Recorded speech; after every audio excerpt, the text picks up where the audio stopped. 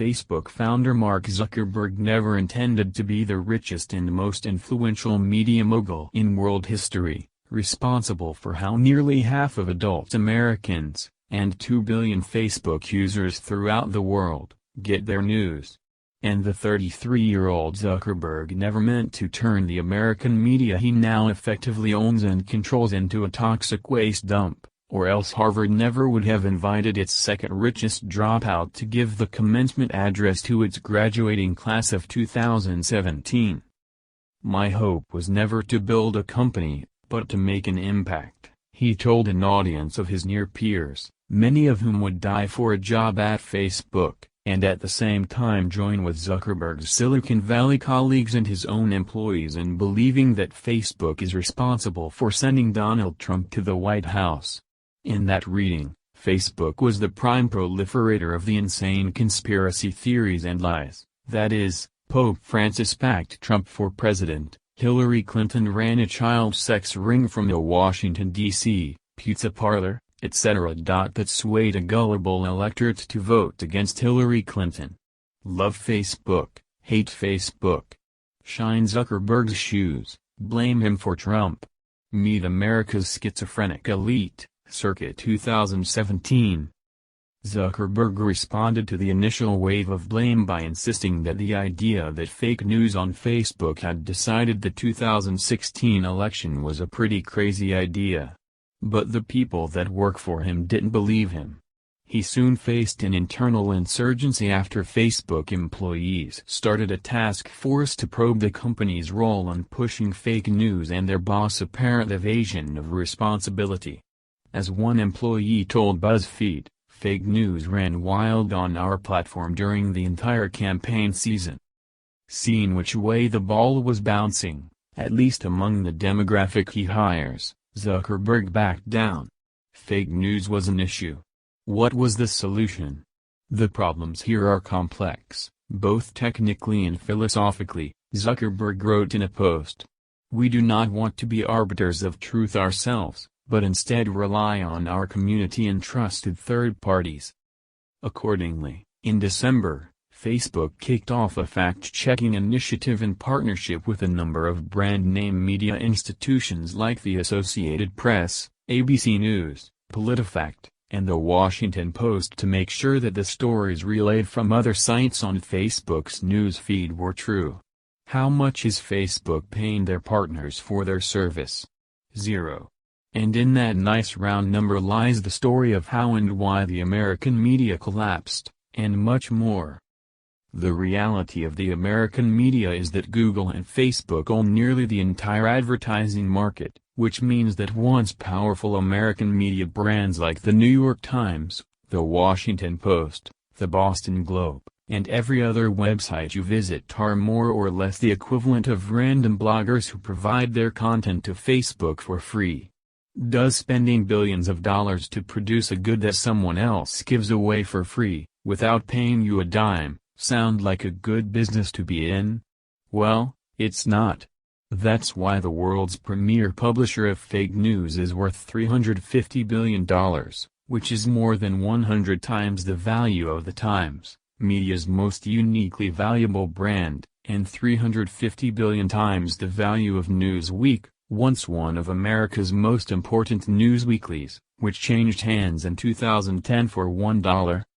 News organizations provide their content to Google and Facebook free, and fact-check other people's content for free, because they're dead broke.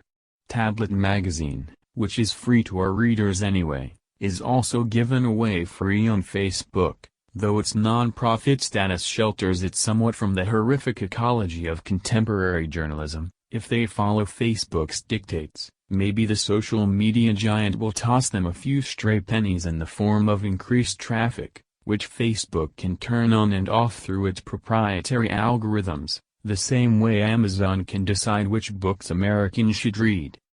Facebook's fact-checking initiatives put the burden of responsibility for journalistic integrity on the very institutions whose content it uses for free to drive traffic and make the kind of money from digital advertising that traditional press institutions can only dream of.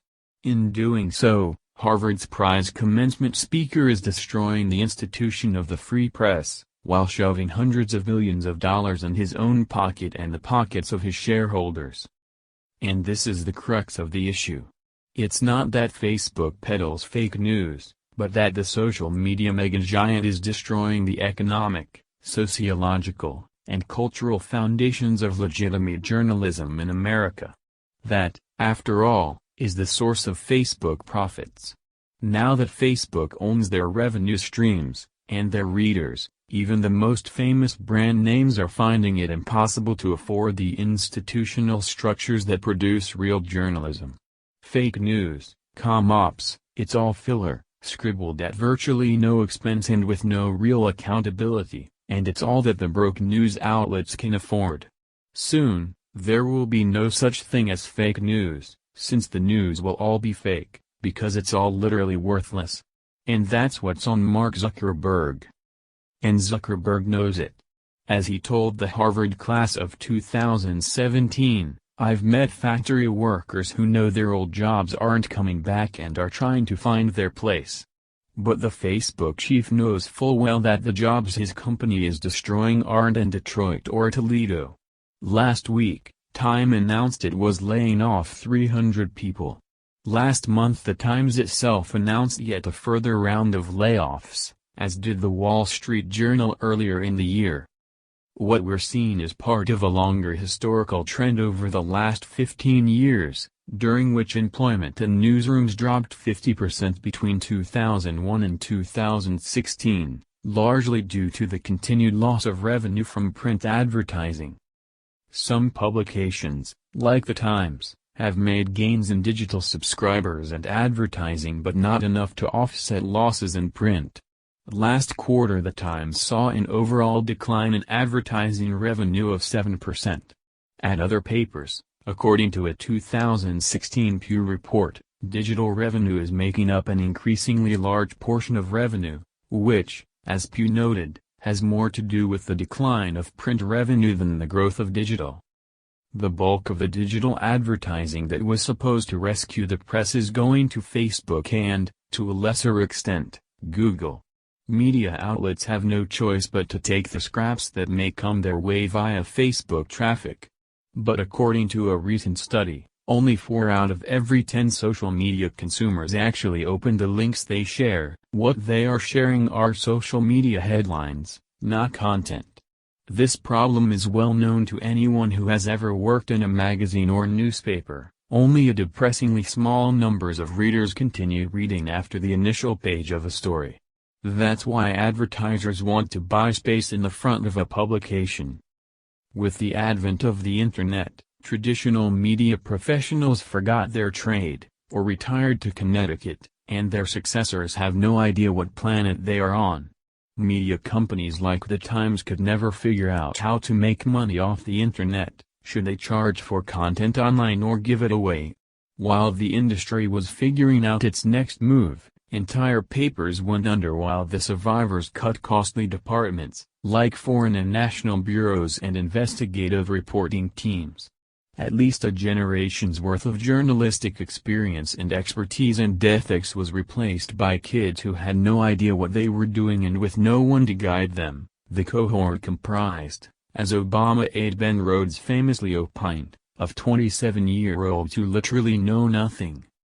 Facebook, on the other hand, never had to worry about either end of the transmission chain. It doesn't have to pay to create content, and it has no legal responsibility to provide reliable information. Why? Because, as Mark Zuckerberg could have told the Harvard graduating class of 2017, that's the law. You can look it up. Section 230 of the 1996 Communications Decency Act stipulates that no provider or user of an interactive computer service shall be treated as the publisher or speaker of any information provided by another information content provider. Section 230 was originally known as the Cox-White Amendment, named after Chris Cox, a Republican congressman from California, and then Democratic representative, now Senator Ron Wyden from Oregon. The concern of these two digitally hip legislators was that if websites were sued every time someone had a problem with a given piece of content, like kiddie porn, America's great internet adventure of the 90s would come to a grinding halt. The language of Cox White that describes the policy of the United States, to promote the continued development of the Internet and other interactive computer services and other interactive media, etc. was appropriately optimistic about the future. However, it failed to imagine a future beyond the days of dial-up Internet connections in which a mega website like Facebook would eat all the media. Zuckerberg's company is not just a publisher, but the most important media organization in the world, and Section 230 gives Facebook and Google a tremendous built-in advantage over traditional media companies by sheltering them from liability. It's a good bet that Zuckerberg spends millions every month on lawyers ensuring that every word of Section 230 stays exactly as it is. Amending Section 230 will at least stop the massive transfer of wealth that has gone from traditional journalism to Facebook over the last decade. Without legislative action to repair the mistakes that Congress made in the 1990s, real journalism today doesn't stand a chance.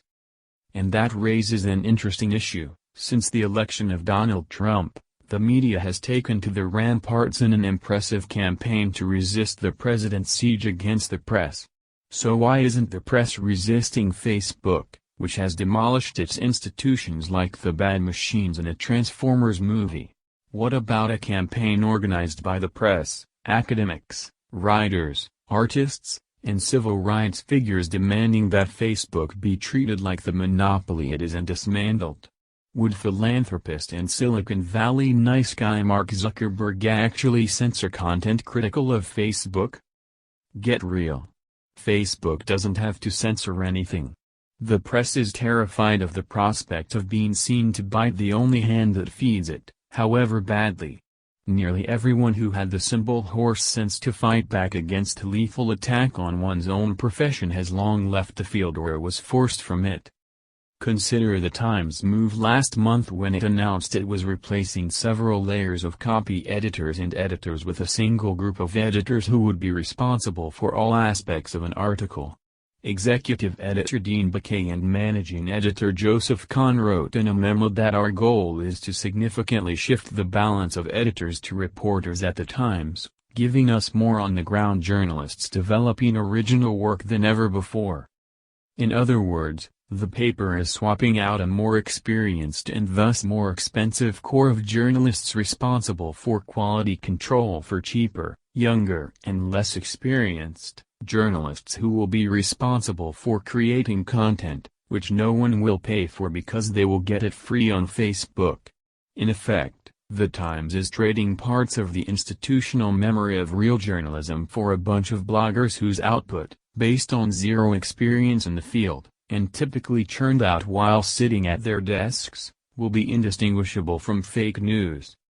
But what choice does the Times, or any other news outlet, have? The industry is caught in a death spiral that is eroding and corrupting our democracy. And the only people who profit from it are Mark Zuckerberg and the executives and shareholders of Facebook.